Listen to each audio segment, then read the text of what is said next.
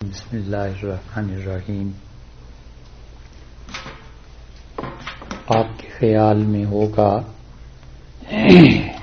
کہ جب بنی اسرائیل کے متعلق بات شروع ہوئی تھی تو ہم نے آپ سے یہ عرض کیا تھا کہ 5 طرح کے حالات ہیں جو اللہ تعالی نے یہاں پر بیان فرمائے ہیں اور ان کی مختلف انواع ہیں، قسمیں ہیں، اور وہ اقسام ہم آپ سے گنواتے رہیں گے۔ چنانچہ نوع اول جو شروع ہوئی تھی وہ یہ کہ اللہ تعالی نے ان یہود کے باپ دادا پر جو احسانات کیے تھے ان کا ذکر کیا، اور 8 انعامات جو اللہ نے مسلسل ان پر کیے تھے ان کی قوم پر اس کا ذکر فرمایا، اور اس کے ساتھ ساتھ یہ بھی بتایا کہ ان پر عذاب کیا آئے تھے،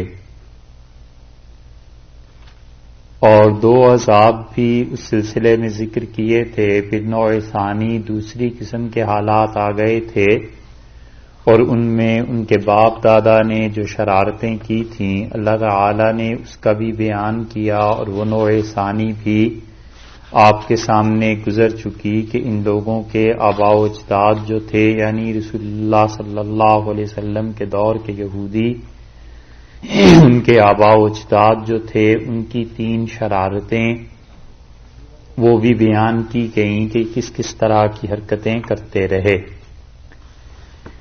تیسری چیز آج نوع ثالث بیان کرنی ہے، اور اس پورے رکوع میں صرف اللہ تعالی نے انہی کا تذکرہ فرمایا ہے، اور نوع ثالث یہ ہے کہ نزول قرآن کے وقت موجودہ بنی اسرائیل کی بدعمالیوں کا ذکر اللہ نے کیا ہے کہ رسول اللہ صلی اللہ علیہ وسلم کے سامنے جو اس وقت یہودی موجود تھے ان کی بدعمالیاں کیا کیا تھیں، اور اللہ تعالی نے اس نوع ثالث کو شروع فرمایا ہے سورہ بقرہ کی 83 نمبر آیت کریمہ سے 82 تک تو کل ہم پہنچ گئے تھے۔ اس کے بعد 83 کو اگر آپ دیکھیں تو وَإِذْ أَخَذْنَا سے اللہ تعالی نے شروع کیا ہے، اور موجودہ بنی اسرائیل جو ہے ان کی برائیوں کا تذکرہ اللہ تعالی نے فرمایا ہے۔ ان کی برائیوں میں پہلی برائی جو اللہ تعالی نے ارشاد فرمائی ہے وہ اسی آیت کریمہ سے شروع ہوتی ہے، اور یہاں سے وَإِذْ أَخَذْنَا مِيثَاقَ بَنِي اسرائیل، یہ ان کی پہلی برائی ہے جس کا بیان اللہ تعالی نے کیا ہے تفصیل سے، اور پہلی شرارت ان کی ذکر کی ہے اس پہلی آیت کریمہ میں، اور دوسری شرارت جو رسول اللہ صلی اللہ علیہ وسلم کے معاصر تھے، ہم عصر تھے، ان کی دوسری شرارت اس کے فوراً بعد کی آیت سے شروع ہوتی ہے وَإِذْ أَخَذْنَا مِيثَاقَكُمْ، اور جب ہم نے تم سے پکا وعدہ لیا، یعنی 84 نمبر آیت سے شروع ہوتی ہے۔ یہ ان کی دوسری شرارت ہے جو کہ رسول اللہ صلی اللہ علیہ وسلم کے ہم عصر ہیں۔ یہ 84 نمبر آیت اور 85 نمبر 84 اور 85 یہ دونوں اس شرارت کی تفصیل پر مشتمل ہیں، اور اس کے بعد 86 نمبر جو آیا ہے یہ آیت کریمہ بس اس تیسری نوع کو مکمل کر رہی ہے، یعنی نتیجہ نکل رہا ہے اس کا کہ اس کا نتیجہ کیا ہوا۔ پہلے بھی اس سے آپ پڑھ چکے ہیں کہ اللہ تعالیٰ ان کی شرارتوں کو بیان کرتا ہے، پھر آخر پہ ایک آیت میں اس کو بتا دیتا ہے کہ ان حرکتوں کا نتیجہ یہ نکلا۔ یہاں بھی یہی کیا ہے کہ پہلی آیات میں بتا دیا کہ کیا کچھ ہوا، اور پھر اس کے بعد اللہ تعالیٰ نے ان کی شرارتوں کو بیان کر دیا۔ تو یہ تیسری نوع ہے جو اللہ تعالیٰ نے یہاں پر بیان کی۔ اس کے بعد چوتھی نوع ہے جو اللہ تعالی نے اس سے اگلے رکوع میں بیان کی ہے، اور وہ چوتھی نوع انشاءاللہ پہلے اس رکوع کو پڑھ لیتے ہیں، پھر اس کے بعد اس کا ذکر کریں گے۔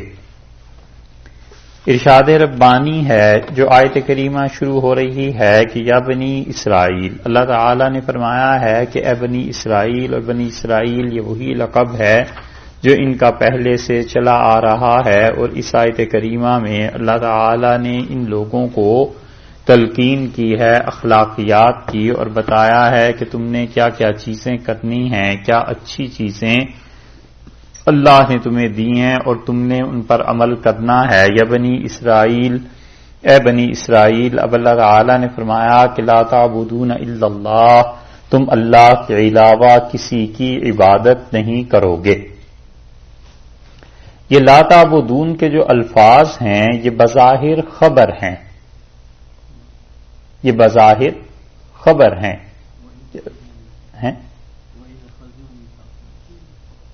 اچھا اوہو آیت کے الفاظ ہے وَإِذْ أَخَذْنَا مِيثَاقَ بَنِي إِسْرَائِيلَ.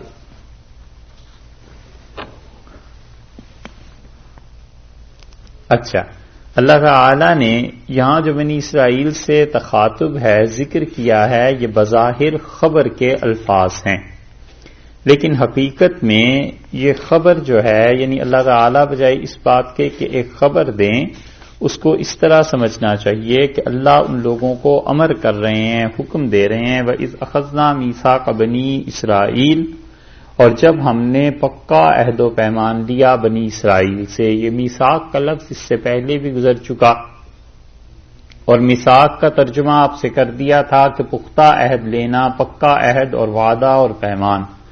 بنی اسرائیل سے لیا کہ لا تعبدون الا اللہ، کہ تم اللہ کے علاوہ کسی کی عبادت نہیں کرو گے. یہ لا تعبدون کے جو الفاظ ہیں بظاہر یہ خبر ہے کہ اللہ تعالی نے فرمایا ہم نے ان سے پکا عہد لے لیا کہ تم لوگ اللہ کے علاوہ کسی اور کی عبادت نہیں کرو گے. اگر ہم اس کو اسی طرح مان لیں تو پھر تو معلوم ہوتا ہے کہ ماضی کا ایک قصہ تھا کہ ماضی میں اللہ نے ایسا عہد و پیمان ان سے لیا. لیکن مفسرین کہتے ہیں کہ یہ تعبدون جو یہاں آیا ہے زمخشری نے کشاف میں اور ابن کثیر رحمۃ اللہ نے بھی لکھا ہے کہ وہ کہتے ہیں خبر سے زیادہ تاکید امر میں ہوتی ہے. اس کا مطلب کیا ہے؟ مطلب یہ ہے کہ ایک ہے خبر دینا اور ایک امر حکم کرنا کسی چیز کا. تو وہ کہتے ہیں خبر میں زیادہ تاکید پائی جاتی ہے کسی چیز کا امر کرنے میں. مثلاً آپ نے کسی سے کہا کہ آپ پانی پیجئے، چائے پیجئے، تو یہ آرڈر ہوا، حکم ہوا، ریکویسٹ ہوئی، ایک چیز ہوئی نا کہ یہ کریں. اب اس میں اس نے کیا یا نہیں کیا اس کے بارے میں کچھ نہیں کہا جا سکتا، مگر جب آپ خبر دیتے ہیں کہ میں نے اسے کہا کہ پانی پیو اور اس نے پانی پیا، تو یہ پانی پیا یا کسی کے متعلق آپ کہتے ہیں کہ اس نے پانی پیا، تو یہ حکم سے زیادہ پکی اور یقینی چیز ہے کہ آپ نے نقل کیا کہ یہ فعل ہو گیا، یہ کام ہو گیا، پانی اس نے پی لیا. کسی سے آپ کہیے کہ چلو یہاں سے جاؤ، اور کسی سے آپ کسی کے متعلق کہتے ہیں کہ یہاں سے چلا گیا، تو چلا گیا جانے میں زیادہ تاکید پائی گئی بنسبت امر کے.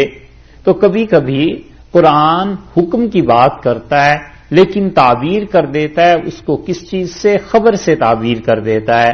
تو جب خبر سے تعبیر کرتا ہے تو مطلب یہ ہے کہ پکی بات اور یقینی بات، یقینی طور پر ہم نے اس کا حکم دیا. سمجھ آئی؟ یہ چیزیں قرآن پاک کو سمجھنے بھی میں مدد دیتی ہیں اور خاص طور پہ قرآن پاک کے ترجمے میں مدد دیتی ہیں کہ جب کوئی آدمی اس کا ترجمہ کرے اپنے طور پر سمجھنا چاہے تو یہ چیزیں بڑے کام کی ہیں. اس لیے اس میں لا تعبدون الا اللہ کہ تم اللہ کے علاوہ کسی کی عبادت مت کرو، اس میں اللہ تعالی نے فرمایا کہ ہم نے بنی اسرائیل سے پکا عہد لیا کہ تم اللہ کے علاوہ کسی کی عبادت نہیں کرو گے. تو یہ بظاہر تو خبر ہو گئی نا کہ تم اللہ کے علاوہ کسی کی عبادت نہیں کرو گے، خبر ہو گئی نا. لیکن حقیقت میں کیا ہوا؟ یہ حکم ہو گیا. تو جب حکم ہو گیا تو پھر کیا ترجمہ بنے گا کہ ہم نے بنی اسرائیل سے یہ پکا عہد لے لیا کہ اللہ کے علاوہ کسی کی عبادت نہ کرنا، نہ کرو، امر ہو گیا. ٹھیک ہے، تو دیکھا ترجمہ کہاں سے جا کے کہاں پہنچ گیا کہ خبر اور امر میں فرق ہوا. لیکن امر اللہ کا وہ خبر اس سے زیادہ تاکید کی چیز ہے. یہ بات ہے جو اس ظالم نے لکھی ہے زمخشری نے کشاف میں، اور کہتے ہیں وہ معتزلی تھا لیکن کمال کی چیزیں لکھتا ہے. بھی کسی آدمی کو اللہ توفیق دے اور وہ زمخشری کے حالات سارے پڑھے اور شاید یہ نکل آئے کہ اس نے توبہ کر لی ہو معتزلہ سے، اعتزال سے، اور وہ اہل سنت میں داخل ہو گیا ہو.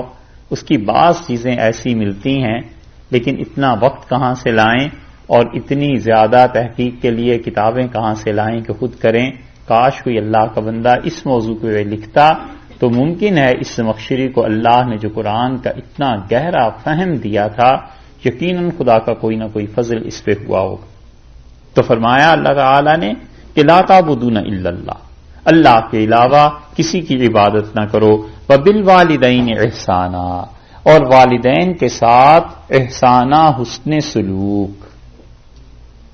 کیا حسن سلوک؟ حکم ہو گیا نا کہ اللہ کے علاوہ کسی کی عبادت نہ کرو اور والدین کے ساتھ حسن سلوک. کیا کریں نہ کریں؟ کیا والدین کے ساتھ حسن سلوک کریں؟ اچھا یہاں پر دیکھیے تعبدون کا لفظ آیا تھا نا کہ عبادت اللہ کے علاوہ کسی کی تعبدون عبادت نہ کرنا، یہاں بھی کوئی لفظ ہونا چاہیے تھا. اس لیے مفسرین کہتے ہیں کہ یہاں پہ آئے گا یہ کہ وَتُحْسِنُونَ بِالْوَالِدَيْنِ احسانا. وہ بات آ گئی نا علقتها طبنا کہ میں نے اسے چارہ کھلایا اور پانی ٹھنڈا، تو ٹھنڈا پانی تو پلایا ہوتا ہے.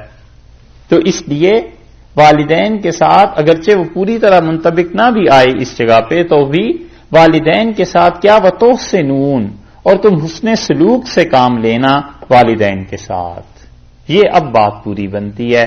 قرآن پاک ایسے الفاظ کو جو چھوڑ جاتا ہے تو وجہ یہی ہے کہ جو لوگ مخاطب تھے وہ بھی سمجھتے تھے اور قرآن پاک کو وہ بھی سمجھنے کا اللہ نے صلاحیت اور استعداد دی ہے جو قیامت تک آئیں گے. وَذِي الْقُرْبَى، اور ہم نے بنی اسرائیل کو کہا کہ تم حسن سلوک سے کام لینا اپنے رشتہ داروں سے، والیتاما، اور یتیموں سے، والمساکین، اور مسکینوں سے. دو الفاظ اللہ تعالی نے ارشاد فرمائے ہیں، مسکین کا اور یتیم کا. اور اللہ تعالی نے فرمایا ہے کہ یتیمن اور مسکینن، مسکینن ذا متربہ.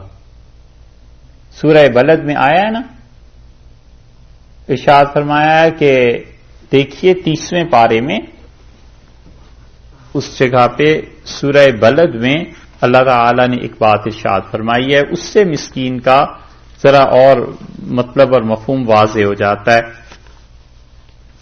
سورہ بلد 30واں پارہ اور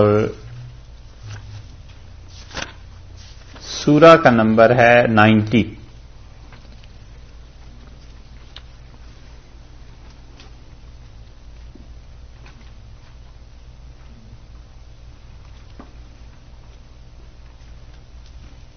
آیت نمبر 11 اس کی دیکھیے. فَلَقْتَحَمَ الْعَقَبَةَ، اور وہ ہرگز عبور نہیں کر سکے گا دشوار گزار گھاٹی کو، راستے کو. گھاٹ سمجھتے ہیں؟ پہاڑی راستہ. اللہ نے کہا ہے کہ وہ ہرگز آدمی اس کو عبور نہیں کر سکے گا، پہاڑ پہ چڑھ کے دوسری طرف اتر جائے، یہ کسی انسان سے نہیں ہو سکے گا. وما ادراک ما العقبہ، اور تمہیں کیا معلوم کہ وہ گھاٹی کیا ہے. مراد قیامت کا دن، یعنی قیامت کا دن جو ہے وہ نپٹائے نہیں نپٹے گا کسی سے، اور اس دن وہ گزارے نہیں گزرے گا کسی سے. تمہیں پتہ نہیں وہ کتنا مشکل، کتنا سخت راستہ ہے. وہ راستہ کیسے طے ہوگا؟ فک رقبۃ، لوگوں کی گردنیں چھڑاؤ، اس سے تمہارا راستہ طے ہو جائے گا. غلاموں کو آزاد کرنا، فک رقبۃ، گردنوں کا چھڑانا. فک رقبۃ، لوگوں کی گردنیں آزاد کراؤ، یعنی جیل میں کام کرو جا کر اور جیل میں قیدی جو ہیں وہ رہائی پائیں. یہاں آپ یہ کام بہت وسیع پیمانے پہ کر سکتے ہیں اور جیلوں میں کام ہو سکتا ہے جب ان کا کردار اچھا ہو جائے اور جب اسلام کی دعوت ان تک پہنچے اور اسلام کو قبول کر لیں. تو ہم سے اتنے لوگوں نے یہ بیان کیا ہے، اتنے لوگوں نے جو سب جھوٹ نہیں بول سکتے، کہ انہوں نے کہا جیل میں جس کا کردار اچھا ہو جاتا ہے اس کی قید کی مدت بھی پھر کم کر دیتے. فکو رقبت، اللہ نے کہا ہے وہ قیامت کے دن جو تمہیں نجات ملے گی اس بات سے ملے گی کہ تم گردنیں چھڑاؤ. دوسری تفسیر یہ کی گئی کہ قیدیوں کو چھڑانے سے جیل میں کام کرو، قیدی کسی طرح نکل آئیں باہر. اور تیسری تفسیر یہ کی گئی کہ قرضہ لوگوں کا ادا کرنے سے، کہ کسی پہ قرضہ زیادہ ہو جائے اور تم کوشش کر کے اس کی بوجھ، اس کی گردن کو آزاد کرا دو اس سے. او اطعام، یا پھر تم کھانا کھلاؤ فی یومن، اس دن میں ذی مسغبہ، جب لوگوں کو بھوک، لوگوں کو قحط گھیر لیتا ہے، لوگوں کو کھانا کھلاؤ. اس دن کی وجہ سے تمہاری گھاٹی آسان ہو جائے گی، راستہ آسان ہو جائے گا. یتیمن ذا مقربتن، یتیم جو قریبی ہوتا ہے اس یتیم کو کھانا کھلاؤ. او مسکینن، یا اس مسکین کا خیال کرو ذا متربہ جو مٹی میں مل گیا. یہ ہے ذا متربہ، وہ مسکین جو مٹی میں مل گیا ہے اس کا تم خیال کرنا. تو اگر خیال کرو گے تو پھر کیا ہوگا؟ قیامت کے دن کی وہ گھاٹی تمہارے لیے آسان ہو جائے گی. اللہ نے بار بار قرآن پاک میں جو مسکین کے متعلق کہا ہے نا، تو یہ مسکین امام ابو حنیفہ رحمۃ اللہ علیہ کے نزدیک زیادہ مستحق ٹھہرتا ہے فقیر سے بھی، کہ وہ کہتے ہیں ایسا آدمی ہے جو مٹی میں مل گیا ہے. تو اللہ نے فرمایا کہ اپنے والدین کے ساتھ اس نے سلوک رشتہ داروں سے، یتیموں سے اور مسکین سے، ان لوگوں سے اچھا سلوک کرو. وقولو، اور کہو للناس، لوگوں کے لیے، حسنا، اچھا، لوگوں کے لیے اچھا کہو. اچھا کہو سے بھی بات پھر پوری نہیں ہوتی، لوگوں کے لیے اچھی بات کہو پھر بات پوری ہوگی نا. تو پھر یہ آ جائے گا وقولو للناس قولا حسنا، اور لوگوں کے لیے تم کیا کرنا؟ قول حسن کہنا، اچھی بات ہمیشہ لوگوں سے کرو، لوگوں سے خوشی سے ملو. بات کہنی ہے اچھے طریقے سے کہو. یہ بات کرنا، گفتگو کرنا، یہ مستقل ایک فن ہے. اور اللہ نے فرمایا قولوا للناس حسنا. اور ہم نے یہودیوں سے جو عہد و پیمان لیا تھا اس میں سے ایک بات یہ بھی تھی کہ ہم نے انہیں کہا کہ قولوا للناس قولا حسنا، حسنا، لوگوں سے اچھی بات کہو. واقیموا الصلاۃ، اور نماز کو قائم کرو. وآتوا الزکاۃ، اور زکوٰۃ کو دینا. ثم تولیتم، یہ ہے پہلی شرارت ان کی کہ تم نے اس کے بعد منہ پھیر لیا ان احکامات سے. الا قلیلا منکم، سوائے ان میں سے ان کے جو تھوڑے سے تم میں لوگ تھے. وانتم معرضون، اور تم اعراض کر گئے. اعراض کرنا، کسی کی طرف پہلو دکھا کر مڑ جانا. جب آدمی مڑتا ہے تو پہلو دکھائی دیتا ہے نا، عرض کہتے ہیں نا پیش کرنے. تو تم نے کیا کیا؟ اپنے آپ کو ان احکامات سے کترا کر گزر گئے. تم نے یہ کام نہیں کیے. اللہ نے یہودیوں کا جرم گنوایا ہے کہ یہ ہے جرم. بحث اس بات پر بھی ہوئی ہے کہ یہ آیت اس امت کے حق میں ہے یا نہیں. کچھ حضرات کا خیال ہے کہ اس آیت کو منسوخ کر دیا جہاد کی آیات نے، کہ جہاد میں اللہ نے حکم دیا ہے کہ جو تمہارے خلاف آتے ہیں انہیں قتل کرو، لہذا اس کی وجہ سے یہ حکم اٹھ گیا. ایک تو مفسرین میں سے کچھ کا خیال یہ ہے، لیکن حقیقت یہ ہے کہ باقی مفسرین نے اس جملے کی، قول کی، جس نے بھی کہا ہے بڑی شدید اس کی تردید کی ہے. اور وہ کہتے ہیں کہ قیامت تک اس کے لیے حکم باقی ہے اور مسلمان اس حکم پر عمل کریں گے. کینسلیشن نہیں ہوئی اس حکم کی، منسوخ نہیں ہوا، کیونکہ رسول اللہ صلی اللہ علیہ وسلم نے مسلمانوں کو ان کاموں کی تعلیم دی ہے. اور حضرت جعفر صادق اور ان کے والد حضرت باقر رحمت اللہ علیہ سے یہ چیزیں منقول ہیں کہ انہوں نے کہا یہ آیت کریمہ منسوخ نہیں ہوئی. حضرت باقر جو تھے انہیں باقر کیوں کہتے تھے؟ ان کا لقب تھا نام تو ان کا محمد تھا، لیکن انہیں باقر کیوں کہتے تھے؟ بقرہ، یہ جو ہے نا سورہ بقرہ، اس کو بقرہ کہتے ہیں نا گائے کو یا بیل کو، جیسے کہ تفصیل گزری، تو اصل میں گائے یا بیل کو اس لیے بقرہ کہتے ہیں کہ وہ اپنا کھر زمین پہ بعض اوقات مارتی رہتی ہے جیسے کوئی چیز تلاش کر رہی ہے۔ دیکھا ہے کبھی جانوروں میں؟ یہ کھر مارتی رہتی ہے زمین پہ جیسے اس سے کوئی چیز نکالنی ہے۔ تو باقر اس انسان کو کہتے ہیں جو آدمی علم کی جستجو کرتا رہتا ہو کہ کچھ نہ کچھ حاصل ہوتا ہی رہے، کچھ نہ کچھ ملتا ہی رہے۔ تو اہل مدینہ نے حضرت کو باقر کہنا شروع کیا، یعنی ایسا آدمی جب دیکھو کسی نہ کسی جستجو میں لگا ہوا ہوتا ہے، کسی نہ کسی کام میں لگا ہوا ہوتا ہے۔ سارا خاندان، سارا گھرانہ ایسے ہی تھا۔ امام مالک رحمت اللہ علیہ نے ان لوگوں کے متعلق گواہی دی اور انہوں نے کہا کہ ان لوگوں کے ہاں ہمیشہ علم اور عبادت رہی ہے۔ جعفر صادق رحمت اللہ علیہ کے متعلق ائمہ کہتے ہیں کہ ہم ان کے ہاں گئے اور وہ کہتے ہیں کہ 20 برس ان کے گھر جانا ہوا تو 3 کاموں میں سے ایک کام میں مصروف پایا، یا تو روزہ رکھے ہوئے تھے، یہ بھی اللہ کی عبادت تھی، اور یا نماز پڑھ رہے تھے، یہ بھی اللہ کی ایک عبادت تھی، اور یا کسی سے بیٹھ کے علم کی کوئی بات کر رہے تھے۔ ہر وقت گویا ان کی عبادت میں ہی گزرتا تھا۔ تو اس لیے امام باقر رحمت اللہ علیہ نے اس آیت کریمہ کے متعلقہ صاحب روح المعانی نے نقل کیا ہے، وہ کہتے ہیں بالکل کوئی منسوخ نہیں ہوئی۔ یہ آیات کا ناسخ اور منسوخ ہونا یہ انشاءاللہ کل آ جائے گا، وہ آیت آئے گی آگے ایک، اور اس پہ نسخ کی بحث ایک مرتبہ کر لیں گے تاکہ سارے قرآن پاک میں وہ آپ کو پھر انشاءاللہ کام دیتی رہے گی۔ کل انشاءاللہ اس پہ بات کریں گے۔ اگر اس آیت کریمہ کو، اگر کیا جب یہ ہے ہی اس امت کا بھی حصہ ہے اس آیت میں، اور اس آیت پر عمل اس امت نے بھی کرنا ہے، تو پھر اللہ تعالی نے گویا کہ ہم سے بھی یہ کہا کہ پہلی بات یہ کہ لا تعبدون الا اللہ، اللہ کے علاوہ کسی کی عبادت نہ کرنا، تم مسلمان بھی شرک نہ کرنا، وبالوالدین احسانا، اور اپنے والدین کے ساتھ حسن سلوک سے کام لینا، یعنی سوائے اس کے کہ وہ شرک پر مجبور کریں، باقی ان کے ساتھ نیکی کرتے ہی رہنا۔ اتنا کچھ لکھا ہے اس پہ کہ رسول اللہ صلی اللہ علیہ وسلم نے فرمایا اپنے والدین کی طرف محبت سے، شفقت سے دیکھنا، اس پہ بھی خدا نے ثواب رکھا، اور بڑا حق رکھا ہے اللہ نے والدین کا۔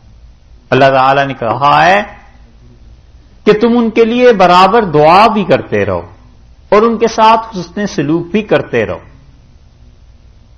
یعنی وفات کے بعد بھی ان کے حقوق باقی رہتے کہ وہ دنیا سے چلے گئے، اس کے باوجود ان کو نیکی سے یاد کرے۔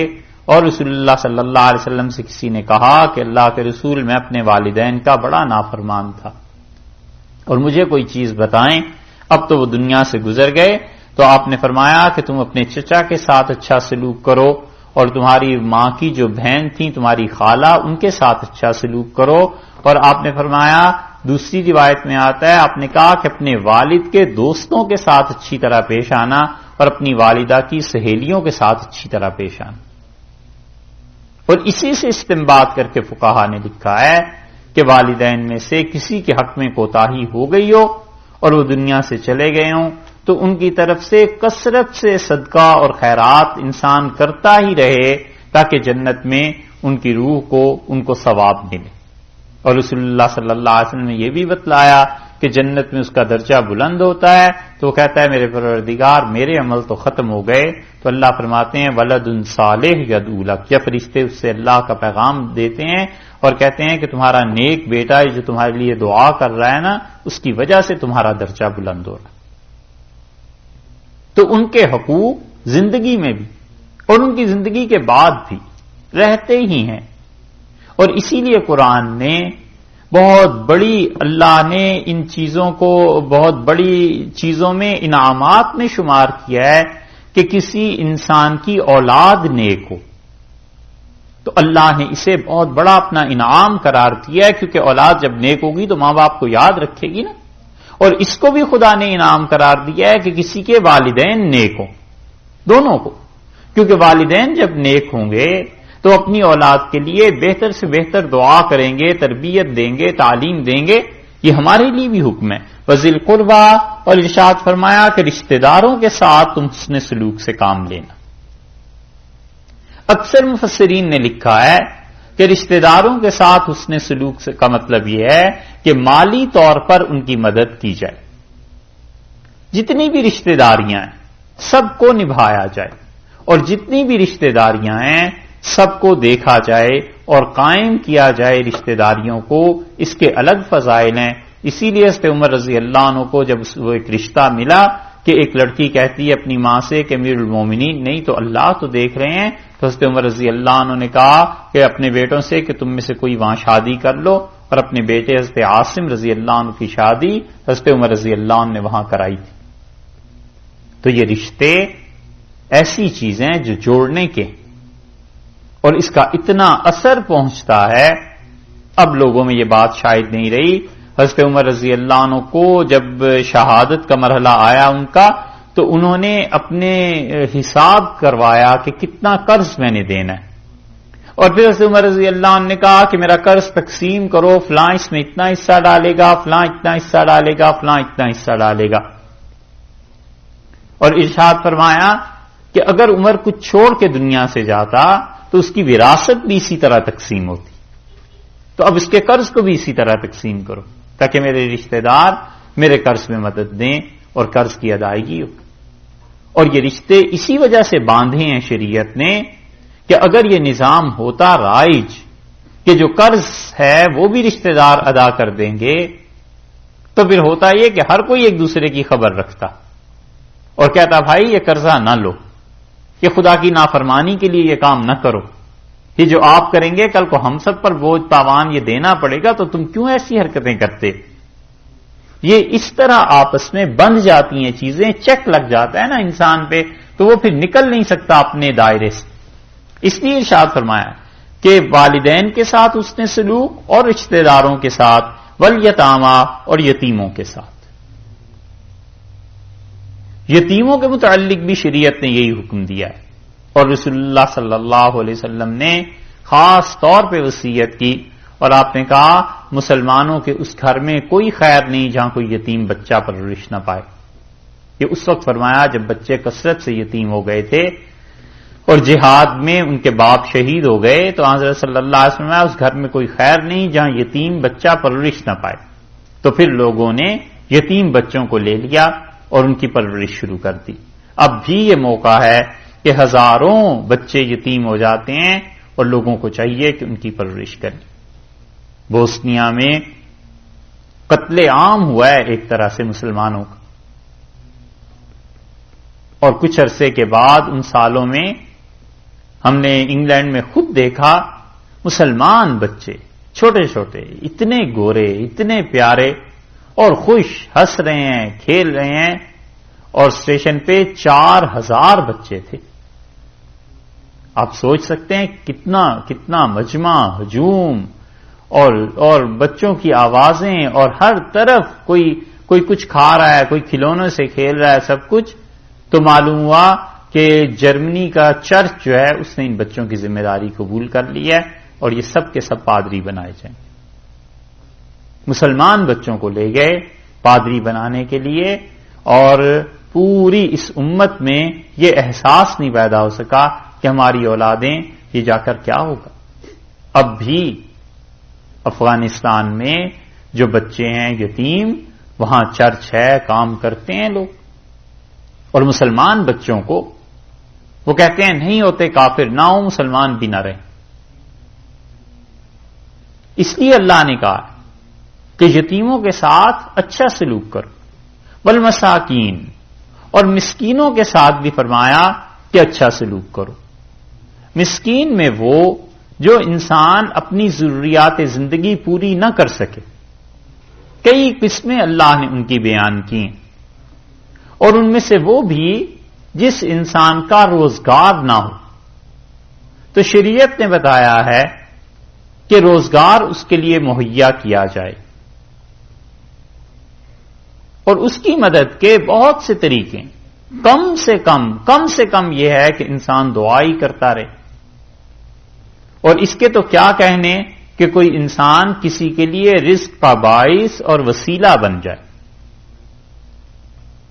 رسول اللہ صلی اللہ علیہ وسلم نے اسی لیے ارشاد فرمایا کہ اللہ نے کہا ہے شہر آباد کرو وعیشوا فیہا عبادی، اور میرے بندوں کو ان شہروں میں بساؤ. اور اسی لیے حدیث میں آیا ہے کہ حضرت صلی اللہ علیہ وسلم نے فرمایا تم میں سے طبرانی کی روایت میں کہ کوئی آدمی جو عمارت بنا دیتا ہے جب تک اس عمارت سے کوئی بھی جاندار چیز خواہ انسان ہو اور خواہ جانور ہو فائدہ اٹھائے گی قبر میں اس کو ثواب ملتا رہے گا. ایسی روایات کی وجہ سے اب تک مسلمانوں کی 500 سال کی عمارتیں قائم ہیں، 600 برس کی عمارتیں قائم ہیں کہ انہیں پتا تھا یہ صدقہ جاریہ ہے کہ اچھی عمارت بنا دی اور اپنا خاندان ہی چاہے اس میں رہے، چاہے اپنے بیٹے پوتے پوتیاں کوئی بھی رہے، بہرحال اللہ کے ہاں اجر ہے. اور اگر مسکینوں کے لیے بنا دے، ایسے کام کر دے جس میں لوگوں کا فائدہ ہے، تو پھر تو اور بھی زیادہ اجر کی بات. اس لیے مختلف اس کی صورتیں ہیں قرآن پاک میں آتی رہیں گی، تو ان کے لیے رزق کا بندوبست کر دینا کہ یہ کماتے رہیں اور اس آدمی کا رزق چلتا رہے، خدا کی محبوب ترین کاموں میں سے ایک کام. اسی لیے قرآن نے 10 سے زائد جگہ پر یہ کہا ہے کہ لوگوں کو کھانا کھلاؤ. یہ نہیں کہا مسلمانوں کو کھانا کھلاؤ، بلکہ فرمایا کھانا کھلاؤ لوگوں کو. کافروں تک کو کھانا کھلانے میں ثواب ہے، حتیٰ کہ وہ مسکین نہیں ہے تو بھی اس کو کھانا کھلانے میں ثواب. اور مسکین کے لیے رزق کا بندوبست رسول اللہ صلی اللہ علیہ وسلم نے کئی موقعوں پہ ایسے فرمایا. اور حدیث میں آتا ہے اعلان بھی ہوتا تھا کہ تم میں سے آج ہمارے یہاں اتنے مہمان ہیں، تم میں سے کوئی انہیں اپنے ساتھ لے جا سکتا ہے، کوئی اپنے گھر لے جائے. ایک صحابی رضی اللہ عنہ گھر لے گئے اور انہوں نے اپنی اہلیہ سے کہا کہ کھانا، انہوں نے کہا کھانا تو صرف آپ کا ہی ہے اور تو کھانا ہی کچھ نہیں. تو انہوں نے چراغ گل کر دیا اور بیٹھ کے ایسے ہی منہ ہلاتے رہے اور کھانا اس آدمی نے کھا لیا. مہمان نے، اللہ تعالی نے آیت نازل کی، اللہ نے فرمایا اور میرے ایسے بندے بھی ہیں جو یؤثرون علی انفسہم ولو کان بہم خصاصہ، اگرچہ انہیں خود ضرورت ہوتی ہے اس کے باوجود وہ دوسروں کو اپنی جان پر ترجیح دیتے ہیں. یہ لوگ ہیں جو میری خوشی کو اور فلاح کو پانے والے. یہ اسلام نے سکھایا. اس لیے یہ کرنے کے کاموں میں سے ایک ہے کہ آدمی جو بے روزگار ہو جائے کوئی، تو کم سے کم اس کے لیے دعا ہی کرے، اور پھر اگر اس کی جاب کا ان چیزوں کا کوئی بندوبست کرے تو اس کے تو کہنے ہی کیا، وہ اللہ کے ہاں اس کا بڑا اجر. ایک اصول کی بات آپ سے عرض کروں، یہ کام آئے گی بہت جگہ.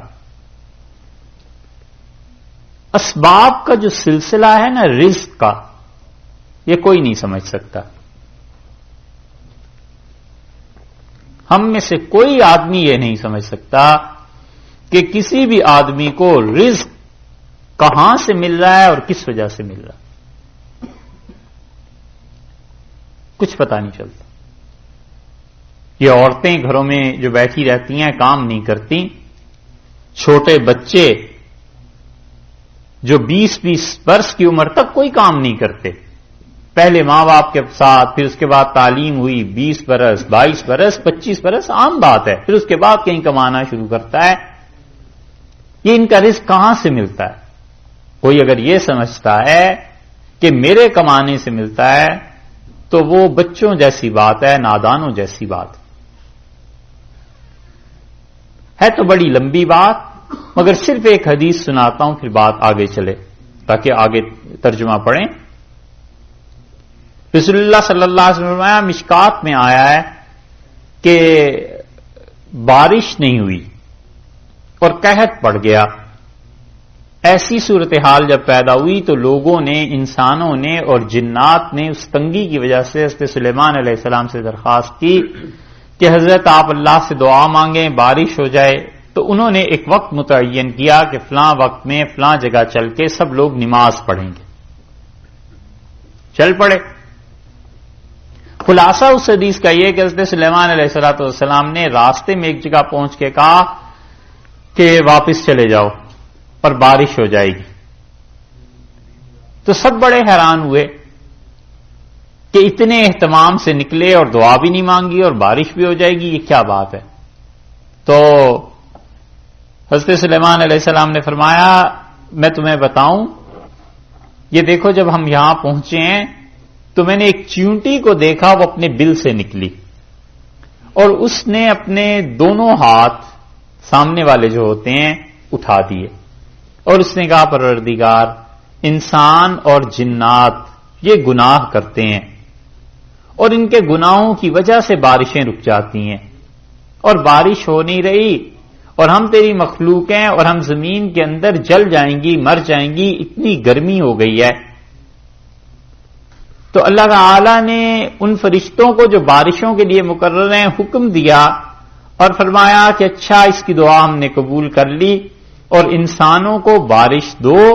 اور سلیمان علیہ السلام نے فرمایا سقیتم بغیرکم، اللہ نے اس چونٹی کے صدقے میں تمہیں بارش دے دی، چلے جاؤ، اب کوئی دعا نہیں، کوئی نماز نہیں. کوئی سوچ سکتا ہے؟ اس لیے یہ رزق کے اسباب کسی کو سمجھ نہیں آ سکتے کہ مجھے کیوں مل رہا ہے، اللہ جانے کس وجہ سے مل رہا ہے. عین ممکن ہے کہ اللہ نے جو گھر میں ایسے رکھ دیے ہیں نہیں کما سکتے، خدا ان کی وجہ سے دے رہا، اور عین ممکن ہے کہ کسی کی دعا لگ گئی ہو اور کسی نے دعا دے دی ہو کہ خدایا اس نسل میں خاندان میں رزق کو قائم رکھ، وہ مل رہا ہو. حضرت ابراہیم علیہ الصلوۃ والسلام نے دعا کی تھی، انہوں نے کہا پروردگار اس شہر میں مکہ میں رزق دے لوگوں کو پھلوں سے، کیونکہ یہاں پہ کوئی بھی سبزی کوئی چیز پیدا ہی نہیں ہوتی، پہاڑ ہی پہاڑ ہیں، تو اللہ نے رزق دے پھلوں سے. اب تک اس دعا کی قبولیت کا اثر ہے، بہتر سے بہتر پھل مکہ مکرمہ میں مل جاتا. اللہ نے ان کی دعا کو قبول کر لیا، ایسا رزق اور ایسا پانی دے دیا زمزم کا، وہ کنواں خشک ہوتا ہی نہیں. اس لیے کوئی نہیں جانتا کہ رزق مجھے کس وجہ سے مل رہا ہے. تو یہ غرہ کبھی دماغ میں نہیں آنا چاہیے کہ میری وجہ سے کوئی خاندان چل رہا ہے یا میری وجہ سے، ارے صاحب پتہ نہیں ہمیں کس کے صدقے میں مل رہا. اس لیے یہ جو مسکین پر احسان ہے یہ بہت بڑی چیزوں میں سے ہے اس امت کے لیے. وَقُولُوا لِلنَّاسِ قَوْلًا حُسْنًا، یہ تفسیر کی نا اس کی کہ لوگوں کے ساتھ اچھی طرح بات کرتے رہو، کبھی بھی ایسا جملہ نہ کہے جس سے دوسرے کا دل دکھے. حتیٰ کہ اللہ نے کہا ہے کافروں کے ساتھ بھی جادلہم باللتی ہی احسن، اگر کافر سے کبھی بحث کرنی پڑ جائے تو اچھے طریقے پہ بحث کرنا.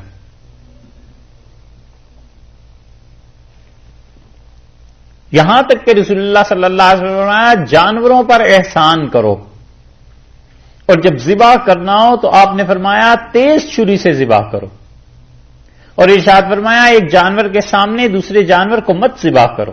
منع کیا اس بات سے کیونکہ جانور ظاہر ہے شعور تو ہے اسے. تو ہر چیز میں اس پہلو کو سامنے رکھا کہ لوگوں کے ساتھ اچھا سلوک، اچھا رویہ، حسن اخلاق، اچھی طرح بات کرنا. اس کا فائدہ یہ ہوتا ہے کہ لوگوں کو اندازہ ہو جاتا ہے کہ اچھا مسلمان ایسے ہیں. کوئی آدمی ایران اور عراق اور شام اور مصر اور اردن اور ہندوستان سے چل کے مدینہ منورہ یہ نہیں دیکھنے گیا تھا کہ صحابہ رضی اللہ عنہ نمازیں کتنی لمبی پڑھتے ہیں اور یہ خدا کی عبادت کتنی کرتے ہیں. انہوں نے تو یہ دیکھا کہ ایک ایسی قوم آئی ہے نئی، یہ بات کرتے ہیں تو سچی کرتے ہیں، وعدہ کرتے ہیں تو یہ پورا کرتے ہیں. ان کے پاس چلے جاؤ یہ اپنے کھانے میں سے آدھا کھانا دے دیتے ہیں، کپڑوں میں یہ شیئر کر لیتے ہیں. ان سے بات پوچھو تو یہ بات کو اچھے طریقے پہ سمجھا دیتے ہیں. یہ اتنے اچھے اخلاق کے لوگ آئے ہیں، کیوں نہ ہم بھی انہی کے دین میں داخل ہو جائیں. نتیجہ یہ نکلا کہ مسلمانوں کے اخلاق کو دیکھ کر قومیں مسلمان ہوتی رہیں اور لوگ ان کے اخلاق کو دیکھ کے کہتے رہے کہ ارے یہ فلاں علاقے سے تعلق رکھتے ہیں، فلاں جگہ کے آدمی ہیں، اس طرح دین پھیلا۔ اور یہ وہ دولت ہے جو ہمارے اپنے گھر کی تھی مسلمانوں کی، اور ہم نے اس دولت کو اپنے ہاتھ سے نکال دیا۔ حضرت نظام الدین اولیاء رحمۃ اللہ علیہ کہتے تھے کہ میں جب بیعت کے لیے حاضر ہوا، پھر اجازت مجھے ملی حضرت فرید الدین مسعود شکرگنج رحمۃ اللہ علیہ کے ہاں سے، پاک پتن جو پاکستان میں ہے جودن، تو مجھ سے حضرت نے فرمایا کہ ہم نے دہلی میں ایسا درخت لگایا ہے کہ اللہ کی مخلوق صدیوں اس سے فائدہ اٹھائی۔ اور پھر مجھ سے فرمایا کہ نظام الدین کیا کرنے کا ارادہ ہے؟ تو میں نے کہا حضرت جو آپ فرمائیں۔ تو مجھ سے کہا کہ لوگوں کے حقوق پورے کرتے رہنا اور کسی کا دل نہ دکھانا۔ اور فرماتے تھے میں راستے میں سوچتا رہا کہ لوگوں کے حقوق پورے کرنے کا جو حضرت نے کہا ہے تو کس کے حقوق میرے ذمے ہیں؟ جس قافلے میں جا رہا تھا سوچتا رہا، راستے میں اس قافلے پہ ڈاکہ پڑ گیا۔ تو ڈاکو جب میرے پاس آئے تو انہوں نے کہا تمہارے پاس پیسے؟ تو میں نے اپنے پیسے نکال کے انہیں بتایا کہ اتنے پیسے ہیں بس۔ تو ان کا کوئی اور؟ میں نے کہا اور نہیں۔ تو وہ ہنسا اور مجھے کہنے لگا کہ تم کسی خانقاہ سے تو نہیں آئے؟ میں نے کہا ہاں۔ پھر میں نے نام لیا تو اس سے پیسے واپس کر دیے۔ اس نے کہا یہ وہاں کا اثر ہے، وہاں جو جاتا ہے وہ آدمی ایسے ہی سچا ہو جاتا ہے۔ اور کہتے تھے میں دہلی آیا تو مجھے یاد تھا کہ طالب علمی کے زمانے میں ایک ہندو سے کتاب لے کر مجھ سے ضائع ہو گئی تھی، پڑھی تھی، تو میں نے لائبریری میں جا کے وہ کتاب اپنے ہاتھ سے لکھی اور اس کے گھر گیا دینے کے لیے، بڈھا ہو گیا تھا بالکل ہی۔ تو میں نے جب کتاب دی تو اس نے کتاب دیکھی، پھر میں نے اسے یاد دلایا کہ میں یوں پڑھتا تھا اور آپ سے کتاب لے گیا تھا۔ تو اس نے میری بات سننے کے بعد کہا کہ تم کہیں فرید الدین مسعود رحمۃ اللہ علیہ کے متعلق ان کا کہا کہ تمہارا ان سے تعلق تو نہیں ہو گیا؟ تو میں نے کہا آپ کو کس نے بتایا؟ انہوں نے کہا ہمارے زمانے میں مسلمانوں میں جو اس خانقاہ میں جاتے ہیں ان میں یہ خوبی ہوتی ہے کہ وہ لوگوں کے حقوق پورے کرتے ہیں۔ حضرت فرماتے تھے کہ میں نے اللہ کا شکر ادا کیا کہ اپنے شیخ کے لیے بدنامی کا باعث نہیں بنا۔ بہت بڑی چیز ہے کہ آدمی سوچے میں کس خاندان سے ہوں، یا کون میرے اساتذہ تھے، یا کون میرے مشائخ تھے، اور حرکتیں ایسی کرے کہ لوگ دیکھ کے کہیں کہ یہ تربیت ہوئی ہے اس انسان کی۔ یہ چیزیں اس لیے ارشاد فرمایا یہاں لوگوں سے اچھے طریقے سے بات کرنا، واقیم الصلاۃ، اور نماز کو قائم کرنا، وآتوا الزکاۃ، اور زکوٰۃ کو دینا۔ یہ تو بات بہت مرتبہ گزر چکی۔ ثم تولیتم، پھر اس کے بعد تم نے منہ پھیر لیا۔ اس سے یہ پہلی شرارت ہے جو انہوں نے کی۔ یہاں تم پھر گئے اس بات سے، رسول اللہ صلی اللہ علیہ وسلم کے معاصر ہیں، اور حسن قول، اچھی طرح بولنا تو آگے آ رہا ہے کہ رسول اللہ صلی اللہ علیہ وسلم کے لیے کیسے برے الفاظ استعمال کرتے تھے۔ اور رشتہ داروں کی بات وہ اس سے بالکل بعد والی آیت میں ہے، ذرا دیکھیے یہ اپنے رشتہ داروں کے ساتھ اور اپنے قبیلے والوں کے ساتھ کیا کرتے تھے۔ اور اللہ کی عبادت جو انہیں حکم دیا تھا شرک بھی کرتے تھے، اور اپنے والدین اور باقی لوگ سود پہ کام چلتے تھے سارے، اور نماز وہ انہوں نے اڑا دی، زکوٰۃ اڑا دی۔ اللہ نے کہا ثم تولیتم الا قلیلا منکم، تم میں سے بہت تھوڑے سے لوگوں کو چھوڑ کے باقی سب اس طرف چلے گئے۔ وانتم معرضون، تم ان حکموں سے بچنے والے ہو گئے۔ ایک شرارت، اور دوسری کا ذکر کیا ہے وَإِذْ أَخَذْنَا مِيثَاقَكُمْ، اور جب ہم نے تم سے پکا وعدہ، عہد و پیمان اس بات کا لے لیا کہ لا تسفکون دماءکم، تم ایک دوسرے کا خون نہیں بہاؤ گے۔ یہ سفک کا لفظ پہلے گزرا ہے نا کہ فرشتوں نے کہا کہ وَيَسْفِكُ الدِّمَاء، اور جن کو آپ خلافت دینے لگے ہیں، دنیا میں بھیج رہے ہیں، یہ تو خون بہائیں گے۔ اللہ نے فرمایا لا تسفکون دماءکم، تم ایک دوسرے کا خون نہیں بہاؤ گے۔ مختصر سی بات یہ ہے، تفصیل تو اس کی سیرت کی کتابوں میں مل جائے گی کہ نبی کریم صلی اللہ علیہ وسلم کے آنے سے پہلے ایک بہت بڑی جنگ ہوئی اوس اور خزرج کے درمیان، اور وہ جو جنگ تھی وہ بنو نذیر، بنو قریظہ اور قینقاع، یہ 3 قبیلے تھے۔ اصل میں جنگ اوس اور خزرج کے درمیان تھی، مشہور قبیلے۔ ایک قبیلہ اوس تھا اور ایک قبیلہ خزرج کا تھا، اور یہ دونوں مشرکین میں سے تھے، اور اللہ نے پھر انہیں ہدایت دی، اور اکابر صحابہ کرام رضی اللہ عنہم ان میں سے تھے، بڑے بڑے اللہ کے بندے، بہت دین کے لیے جنہوں نے کام کیا ہے، اکابر صحابہ رضی اللہ عنہم ان دونوں قبائل میں سے تھے، اوس سے بھی خزرج سے بھی، مہاجرین کے علاوہ، مہاجرین تو ادھر سے آئے تھے۔ ان اوس اور خزرج کی آپس میں ہوتی رہتی تھی جنگیں، اور بڑا جتھا اور گروہ انہی کا تھا مدینہ منورہ میں۔ تو اقلیتیں جہاں بھی ہوتی ہیں جس ملک میں، وہ اکثریت کا کوئی نہ کوئی طبقہ اس سے ملی ہوئی رہتی ہیں اپنی بقا کے لیے، کیونکہ اگر وہ بالکل ہی چھوڑ دیں اکثریت کو بے لگام تو ان کا اپنا تحفظ خطرے میں پڑ جاتا ہے نا۔ تو اس لیے اقلیتیں اپنے آپ کو بچانے کے لیے، سروائیو کرنے کے لیے اکثریت کے کسی نہ کسی طبقے سے جڑی رہتی۔ ہوا یہ کہ ان کی جنگیں تو ہوتی رہتی تھیں، مثلا ایک مشہور جنگ رسول اللہ صلی اللہ علیہ وسلم کے آنے سے کچھ ہی پہلے ختم ہوئی تھی، 5، 7، 10 برس پہلے ایسے ختم ہوئی ہوگی، اور یہ بھی اتنی شدید تھی کہ ہزاروں لوگ ان کے ایک دوسرے کے کام آ گئے، اوس اور خزرج۔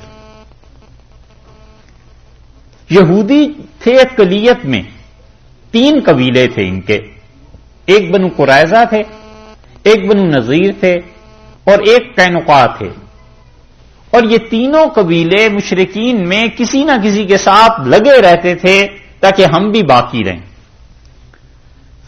اور رسول اللہ صلی اللہ علیہ وسلم کی آمد سے پہلے جو جنگ بواس ہوئی ہے، جنگ بواس اس کا نام تھا، جس میں ہزاروں یہ اوس اور خزرج کے لوگ کام آ گئے تھے، ان میں بنو نذیر اور بنو قریظہ، ایک روایت کے مطابق یہ دونوں جو تھے اوس قبیلے کے ساتھ جڑ گئے،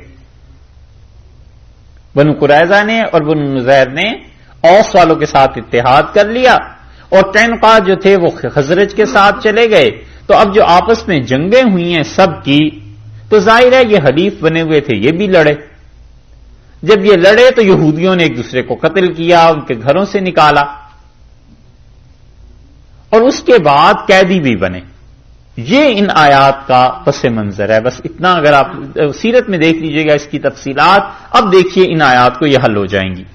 اللہ تعالیٰ نے فرمایا ہے وَإِذْ أَخَذْنَا مِيثَاقَكُمْ، اور جب ہم نے تم سے پکا وعدہ لے لیا تھا کہ لا تسفکون دماءکم، تم ایک دوسرے کا خون نہیں بہاؤ گے۔ پہلی بات تو یہ ہوئی، انہوں نے اوس اور خزرج کے ساتھ مل کر حلیف جو تھے یہودی ایک دوسرے کے خون بہایا، خوب قتل ہوئے۔ وَلَا تُخْرِجُونَ أَنفُسَكُمْ، اور تم نہیں نکالو گے اپنی جانوں کو من دیارکم، اپنے گھروں سے، ایک دوسرے کو جلا وطن بھی نہیں کرو گے۔ یہودی جب لڑتے تھے اور مشرکین جب لڑتے تھے تو اپنے دشمنوں کے گھروں پر، زمینوں پر قبضہ کر لیتے تھے، انہیں وہاں سے نکال دیتے تھے۔ اللہ نے کہا یہ ہم نے عہد لے لیا تھا، ثم اقررتم، تم نے اس بات پر اقرار کیا، وانتم تشہدون، اور تم اس بات پر گواہ ہو کہ تم سے یہ عہد لیا گیا ہے۔ تورات کی تعلیم کے مطابق یہودی ایک دوسرے سے آپس میں نہ لڑیں گے اور نہ ہی ایک دوسرے کو اس کے گھروں سے نکالیں گے۔ یہ چیز ہے، یہ ایسے ہی ہے جیسے قرآن پاک میں بھی ہے، اللہ تعالیٰ نے مسلمانوں کو بھی کہا کہ مت لڑنا ایک دوسرے سے، اور رسول اللہ صلی اللہ علیہ وسلم نے تو مسلمانوں کی آپس کی لڑائی کو کفر سے تعبیر فرمایا ہے۔ آخری جو خطبہ دیا ہے نا حجت الوداع کا، مسلم وغیرہ میں اس کے لفظ آئے ہیں کہ آپ نے فرمایا لا ترجعون بعدی کفارا، میرے بعد کافر نہ بن جانا، میرے دنیا میں سے جانے کے بعد کافر نہ بن جانا کہ ایک دوسرے کی گردنیں اتارنے لگو۔ حالانکہ ظاہر ہے مسلمان اگر مسلمان کو قتل کرے گا تو یہ ہے تو کبیرہ گناہ، لیکن وہ اتنا شدید گناہ ہے کہ رسول اللہ صلی اللہ علیہ وسلم نے اسے کفر سے تعبیر فرما دیا کہ یہ کافروں جیسی حرکت ہے، بالکل ایسے نہ کرنا۔ یہ یہودیوں کے ساتھ اللہ نے کہا تمہارے ساتھ معاہدہ تھا اس بات کا، ثم انتم، پھر تم ایسے لوگوں، ہؤلاء، یہ یہودی، تقتلون انفسکم، قتل کرتے ہو اپنی جانوں کو ایک دوسرے کو۔ یہ پہلا وعدہ توڑا انہوں نے۔ وَتُخْرِجُونَ فَرِيقًا مِّنكُم مِّن دِيَارِهِمْ، اور تم میں سے ایک گروہ نکال دیتا ہے ایک فریق کو اس کے گھروں میں سے بھی.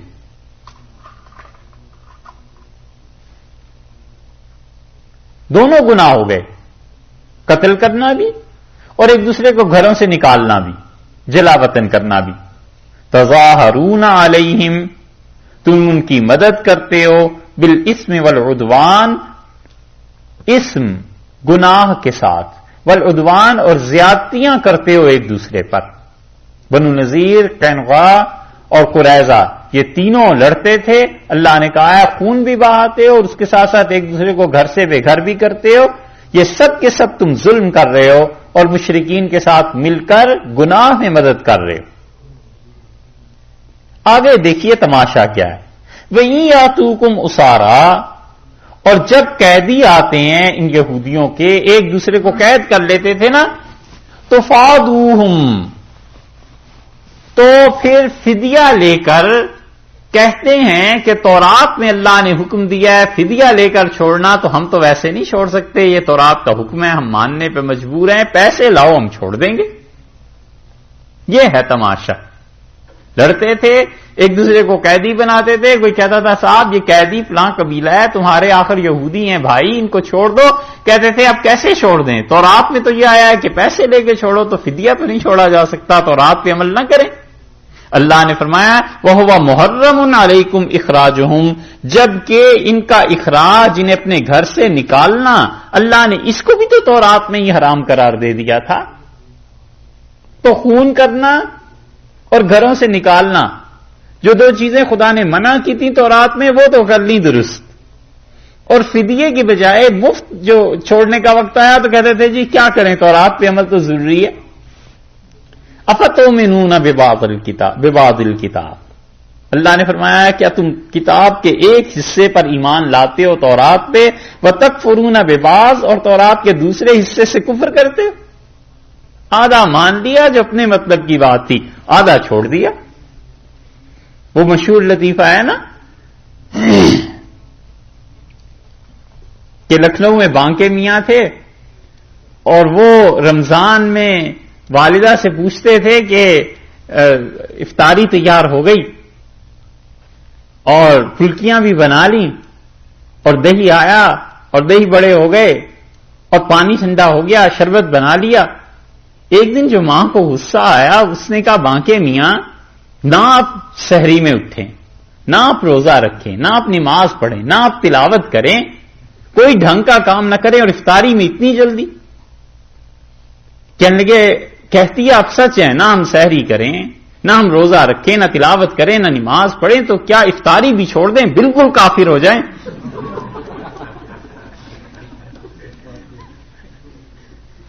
یہی بات ہے نا.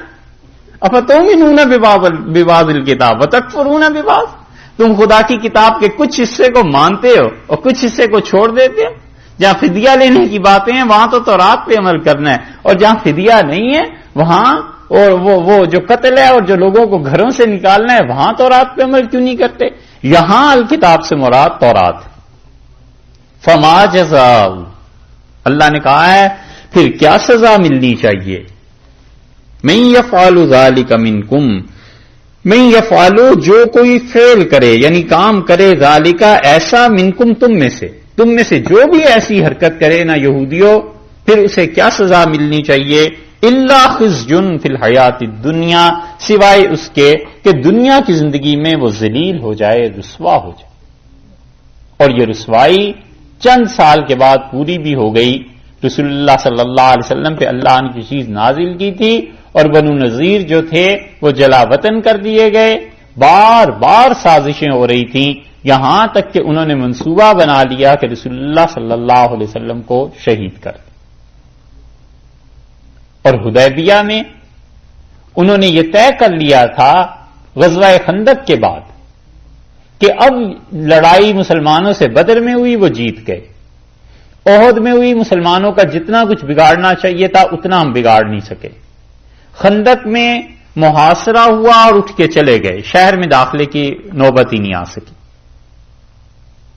یہودیوں نے یہ جا کر طے کیا مکہ مکرمہ میں امام سرخسی رحمت اللہ علیہ نے مبسوط میں یہ روایت لکھی ہے. عام طور پہ سیرت کی کتابوں میں یہ نہیں ملتی، لیکن مبسوط میں یہ بات لکھی ہے. امام سرخسی رحمت اللہ علیہ نے شبلی اگر اپنی سیرت پوری کر جاتے تو اس چیز کو لاتے. شبلی کی کچھ کتابیں ہیں جو اب ملتی نہیں ہیں، ہندوستان میں ہی ملتی ہیں. آپ لوگ ان کتابوں کو پڑھیے. ایک انہوں نے کتاب لکھی ہے اسلام میں جزیہ کی کیا حیثیت ہے. اس پہ بہت لوگ اعتراض کرتے ہوئے ملیں گے، اس کو آپ پڑھیے. اس میں شبلی نے بہت کچھ لکھا، یعنی ٹیکس جو لگایا جاتا ہے غیر مسلموں پہ، کافر اگر اسلامک اسٹیٹ میں رہے گا تو اس پہ جو ٹیکس لگے گا شبلی نے اس پہ لکھا ہے، اور بالکل ایک اچھے انداز سے لکھا ہے. انہوں نے عجیب بات لکھی ہے. انہوں نے کہا کہ یہ اسلام نے ان پہ ٹیکس اس لیے نہیں لگایا کہ ان کے لیے کوئی ایسی چیز ہے کہ وہ کفر پہ قائم ہے، بلکہ آرمی میں وہ شرکت نہیں کریں گے تو وہ جو حکومت نے انہیں مستثنا کیا ہے آرمی کی ڈیوٹیز سے اور پھر ان کی حفاظت کی ذمہ لیا ہے، اس کی وجہ سے یہ ٹیکس انہیں پے کرنا پڑے گا. اختلاف اور اتفاق الگ چیز ہے، لیکن شبلی نے لکھا تھا الجزیۃ فی الاسلام، اس کتاب کا نام ہے. یہ دارالمصنفین اعظم گڑھ کی اور ندوہ کی لائبریری میں ہے، پڑھنے سے تعلق رکھتی. اسی طرح شبلی اگر سیرت لکھ جاتے، زندگی بس ایسی رہی، وفا نہیں کی عمر نے، بہت بڑا کام اور بھی ہو جاتا. اگرچہ سید سلیمان ندوی رحمت اللہ نے جو لکھی ہے وہ کوئی تھوڑی چیز نہیں ہے، مگر شبلی اور بھی نئے پہلو اس میں لے آتے. شبلی نعمانی نے سیرت جب لکھنے کا ارادہ کیا تو انہوں نے اشتہار دیا. 1899 میں شہرہ ہو گیا تھا شبلی کی جب کتاب آئی ہے الفاروق حضرت عمر رضی اللہ عنہ پہ، تو شہرہ ہندوستان میں غلغلہ مچ گیا کہ اتنی اچھی کتاب کسی نے لکھی. کسی نے کیا، شبلی نے لکھی، نام تو اس وقت بھی ان کا تھا بہت مشہور. اور پھر جب سیرت انہوں نے لکھنے کا ارادہ کیا تو انہوں نے ایک کام یہ سوچا کہ انسائکلوپیڈیا لکھیں اسلام. یہ کہ حرف بود کاش کے سجا نوشتائیں. حافظ شیرازی کہتا ہے ایک کاش کا جو لفظ ہے نا، کاش کے یہ ہوتا، کاش کے یہ ہوتا، میں اپنی زندگی میں 100 جگہ اس کو لکھتا ہوں کہ میری زندگی میں کاش یہ ہوتا، کاش یہ ہوتا. اس لیے یاد آیا کہ کاش انسائکلوپیڈیا کا کام شبلی مرتب کروا دیتے. بڑے بڑے ہندوستان کے دماغ، چوٹی کے لوگ انہوں نے جمع کر لیے اور انہوں نے کہا اسلام کا انسائکلوپیڈیا لکھو تاکہ انگریزوں سے جو واسطہ پڑا ہے ہم بتائیں کہ اسلام ہے کیا. اجلاس ہوئے، میٹنگز ہوئیں، سب کچھ ہوا، اور آخر پہ وہی ہوا کہ جن لوگوں نے اس انسائکلوپیڈیا کے لیے فنڈنگ کرنی تھی ان نوابوں کی سمجھ میں نہیں بات آئی کہ یہ بھی کوئی کرنے کا کام ہے، وہ کام ٹھپ ہو گیا. اور جب شبلی نے سیرت لکھنے کا ارادہ کیا تو انہوں نے اشتہار دیا کہ مجھے اتنی کتابیں چاہیے، اتنی رقم چاہیے، اور میں اس کے لیے پوری قوم کو کہتا ہوں کہ میری مدد کرو تاکہ ہم سیرت لکھیں. بھوپال والوں کو اللہ نے اس کی توفیق دی، اور بھوپال والوں نے اللہ نے یہ نیکی ان کے مقدر میں لکھی تھی. انہوں نے شبلی کے لیے بہت کچھ کیا. اور دوسرے نمبر پہ حیدرآباد والوں نے کیا، اور حیدرآباد والوں نے تو پھر سید سلیمان ندوی رحمت اللہ علیہ کے لیے مستقل وظیفہ مقرر کر دیا تھا کہ آپ سیرت پہ کام کرتے رہیے. یہ چیزیں بہت سی نئے پہلو انہوں نے لکھے. یہ جس روایت کا ہم حوالہ دے رہے ہیں کہ حدیبیہ میں یہودی مدینہ منورہ میں تھے اور انہوں نے معاہدہ کرنا چاہا کفار مکہ سے، عام طور پر اس کا ذکر نہیں ملتا، لیکن امام سرخسی رحمت اللہ علیہ نے مبسوط میں یہ چیز نقل کی ہے. اگر شبلی ہوتے اور اس پہلو کو لکھتے تو بہت اچھا لکھتے. ہوا یہ کہ جب خندق میں بھی ناکامی ہو گئی تو انہوں نے یہودیوں نے مدینہ منورہ سے رابطہ کیا مشرکین مکہ کے ساتھ، اور انہوں نے کہا کسی طرح مسلمانوں کو آخری مرتبہ دھکا دو، زور لگاؤ اور جھونک دو انہیں خون اور قتل میں، اور ختم کرو اس مسئلے کو. اور کرتے یہ ہیں کہ تم لوگ باہر سے حملہ کرو اور ہم مدینہ منورہ میں اندر ریاست کے قتل و غارت گری کریں کہ بچوں اور عورتوں کو ہم قتل کر دیں گے اور مرد ادھر گئے ہوئے ہوں گے لڑنے کے لیے، تو ایک ہی وقت میں یہ سارا منصوبہ اور جتنے مسلمان ہیں سب کو مار دیں۔ اور حضرت صلی اللہ علیہ وسلم انہیں اطلاع مل چکی تھی، وہ عمرے کے لیے گئے اور کفار مکہ سے معاہدہ ہو گیا کہ 10 سال تک ہم میں سے کوئی کسی کے ساتھ جنگ نہیں کرے گا۔ یہ معاہدہ بظاہر تو بڑی کم شرائط پہ ہوا، یعنی جس میں مسلمانوں کی سبکی اور توہین تھی کہ آئندہ سال آئیں گے، 3 دن کے لیے عمرے پہ آئیں گے، اس سال واپس چلے جائیں گے اور پھر ہتھیار بھی نہیں لے کے آئیں گے اور 3 دن سے زیادہ ٹھہریں گے بھی نہیں، اور 10 سال کے لیے معاہدہ یہ کیا جاتا ہے کہ جنگ نہیں ہوگی اہل مکہ کے درمیان اور اہل مدینہ کے درمیان، اور پھر اس کے ساتھ ساتھ یہ کہ مدینہ منورہ سے کوئی علیہ باللہ مرتد ہو کر آ جائے تو اہل مکہ اسے پناہ دے سکتے ہیں، اور اہل مکہ میں کوئی مسلمان ہو کر چلا جائے مرد تو اہل مدینہ اسے پناہ نہیں دے سکتے۔ یہ سب معاہدہ ہوا اور رسول اللہ صلی اللہ علیہ وسلم دستخط فرما دیے۔ اگر حضرت صلی اللہ علیہ وسلم کفار کے ساتھ اس وقت یہ معاہدہ نہ کرتے اہل مکہ کے ساتھ تو ڈر تھا کہ اسلام کی تاریخ کچھ اور ہو جاتی، مدینہ منورہ میں یہودی تلے ہوئے تھے کہ مسلمانوں کو ختم کر دیں۔ اب جب اہل مکہ سے نمٹ آئے نا اور 10 سال کا، اب رسول اللہ صلی اللہ علیہ وسلم نے یہودیوں کی خبر لی اور جو سازشیں وہ کر رہے تھے، حتیٰ کہ انتہا یہ ہو گئی کہ آپ ایک گلی سے گزرے اور کچھ دیر کے بعد چھت سے چکی کا پاٹ اور پتھر آ کے گرا، تو جبریل امین نے بتایا کہ یہ آپ کے لیے رکھا گیا تھا کہ آپ گزریں گے تو اوپر سے پتھر پھینک دیں گے تاکہ بات ختم ہو جائے۔ اور معاہدہ کیا یہودیوں نے رسول اللہ صلی اللہ علیہ وسلم کے ساتھ اور پھر اسے توڑ دیا۔ اس کے نتیجے میں بنو قریظہ اور بنو نذیر ان کے لیے حکم ہو گیا کہ یہ چھوڑ دیں، مدینہ منورہ سے نکل جائیں، اور بنو قریظہ کے بھی مسئلہ سیرت میں آپ پڑھ سکتے ہیں، تفصیلات اس کی بہت ہیں۔ تو بنو قریظہ کے ساتھ رسول اللہ صلی اللہ علیہ وسلم کی جب جنگ ہوئی ہے یہ چیزیں، تو آپ نے کہا بنو قریظہ تم فیصلہ کرو، کون آدمی فیصلہ کرے گا، تم بتاؤ ہمارے اور تمہارے درمیان کون آدمی ہونا چاہیے۔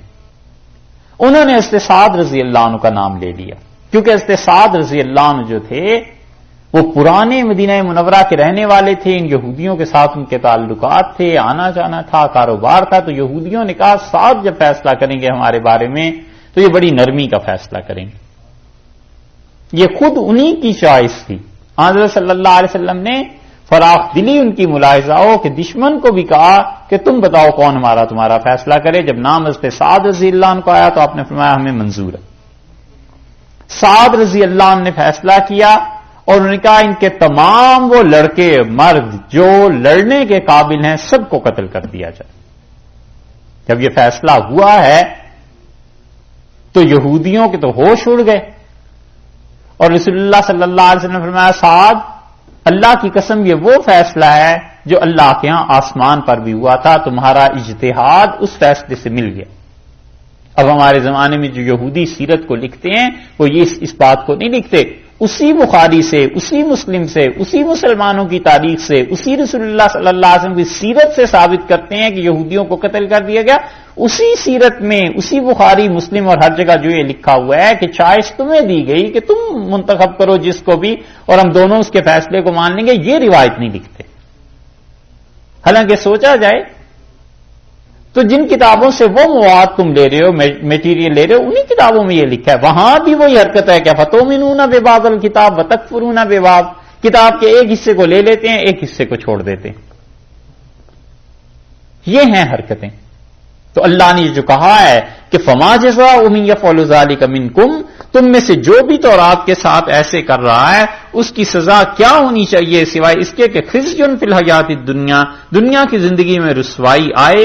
یہ رسوائی ان کے لیے کچھ برس کے بعد پوری ہو کر رہی اور اہل مدینہ منورہ سے وہ نکال دیے گئے۔ ویوم القیامت، اور قیامت کے دن یردون، لوٹائے جائیں، الی اشد العذاب، شدید خدا کا عذاب ان کے شامل حال ہو۔ وما اللہ، اور اللہ تعالی ہرگز بے غافل نہیں ہے، عما تعملون، ان اعمال سے جو تم کرتے ہو۔ حضرت عمر رضی اللہ عنہ نے اس آیت کی تفسیر میں کیسی اچھی بات فرمائی صاحب المعانی نے اسے نقل کیا ہے، اور اس پہ عمر رضی اللہ عنہ فرمایا ان بنی اسرائیل قد مضوا، بنی اسرائیل جن کے بارے میں یہ چیزیں ہیں گزر گئے، مدت ہو گئی، وانتم تعنون، اب تمہاری باری ہے، یا امت محمد صلی اللہ علیہ وسلم، اب محمد صلی اللہ علیہ وسلم کی امت سوچے کہ ان آیات میں اس کا کیا کردار ہے اور اس کی روشنی میں انہیں کیا کرنا ہے۔ وہ جلے گئے۔ بات بھی وہی ہے کہ اب بھی مسلمانوں میں کتنے طبقے ایسے ہیں جو کتاب کی بعض آیات کو مان لیں گے، بعض کو چھوڑ دیتے ہیں، کچھ مان لیا کچھ چھوڑ دیا، جہاں اپنا مفاد ہوا دین پہ عمل کر لیا، جہاں قربانی دینی پڑے وہاں نہیں قریب جانا، اور قربانیوں میں بھی اگر پڑھنا پڑ جائے تو نیند آنے لگتی، ایک دم سے نیند آنے لگتی ہے، عجیب بات ہے۔ تو اس لیے فرمایا ہے کہ قیامت کے دن شدید عذاب، وما اللہ بغافل عما تعملون، اور اللہ ہرگز غافل نہیں ہے ان اعمال سے جو تم کرتے ہو۔ یہ دونوں شرارتیں ان کی ہو گئیں، ایک شرارت وہ کہ جو اللہ نے اچھے اخلاق کا حکم دیا تھا وہ کام نہیں کیا، دوسرے یہ اللہ نے جو منع کیا تھا کہ خون نہ بہانا اور لوگوں کو گھروں سے نہ نکالنا، اس کا الٹا مفہوم کہ گھروں سے بھی نکالا، خون بھی بہایا، اور جب قیدیوں کو چھوڑنے کے لیے یعنی بات ہوئی کہ بھی قیدیوں کو چھوڑ دو، احسان کرو، تو پھر کہنے لگے نہیں تورات کا حکم یہ ہے کہ پیسے لے کے چھوڑو، ویسے تو نہیں چھوڑ سکتے۔ یہ سب بات پوری ہو گئی، دونوں شرارتیں۔ اب اس کا نتیجہ کیا ہے؟ اولئک الذین اشتروا الحیات الدنیا بالآخرہ، اللہ نے فرمایا یہ ہیں وہ لوگ جنہوں نے ترجیح دی دنیا کی زندگی کو آخرت کے مقابلے میں، جنہوں نے بیچ دیا آخرت کو اور دنیا کما لی۔ ہر آدمی جو بھی کام کرتا ہے وہ سوچے کہ اس کام کا اثر مستقبل میں کیا پڑے گا، اللہ کے ہاں جا کر میں کیا جواب دوں گا، اور اللہ کے ہاں جا کر میرا مقام کیا ہوگا۔ تو اللہ تعالیٰ فرماتے ہیں کہ یہ ایسے ہیں جنہوں نے دنیا کی زندگی کو خرید لیا، آسائش کو، آرام کو، اور آخرت کو بھول گئے۔ اب تک وہ اثر ہے، اب تک بھی، مطلب جتنی بھی غیر مسلم اقوام ہیں، اور اب تو خیر مسلمان بھی ان میں شامل ہو گئے، یہ کون سا پیچھے ہیں، کسی طرح آرام، آسائش دنیا کی مل جائے، چاہے آخرت اس میں کتنی تج ہو جائے اور آخرت جتنی بھی برباد ہو جائے اس کی پرواہ نہیں، مگر دنیا کسی طرح اچھی ہو جائے۔ اللہ فرماتے ہیں کہ دنیا کی زندگی انہوں نے خرید لی اور آخرت کو بیچ دیا، تو اس کا کیا ہوگا؟ فلا یخفف عنہم العذاب۔ فلا، یہ جو فا ہے نا، کل آیا تھا نا وہاں فاولئک، یعنی ان کے کرتوتوں کا یہ نتیجہ ہے کہ جہنم میں جائیں گے، یہاں بھی وہی ہے۔ سو یہ جو کرتوت کیے ہیں انہوں نے، انبیاء علیہ السلام کو جھٹلانا اور ایمان نہ لانا اور دنیا کی زندگی کو ترجیح دینا آخرت پر، لا یخفف عنہم العذاب، ہرگز تخفیف نہیں کرے گا، یخفف کم نہیں کرے گا، عنہم ان سے، العذاب خدا کے عذاب کو، ولا اور نہ ہی ہم ینصرون، یہ مدد دیے جائیں گے۔ غور کیجئے، ایک جگہ ارشاد فرمایا کہ فلا یخفف عنہم العذاب، ان کا عذاب کم نہیں ہوگا، اور دوسری طرف ساتھ فرمایا ولا ہم ینصرون، ان کو مدد دی ہی نہیں جائے گی، مدد دی ہی نہیں جائے گی، یعنی کون نہیں دے گا؟ بالکل نفی کر دی کہ کوئی بھی نہیں مدد ان کو دے سکے گا، مکمل طور پر بے یار و مددگار قیامت میں رہ جائیں گے۔ یہ تھی تیسری نو۔ اس کے بعد اگلے رکوع سے شروع ہوتی ہے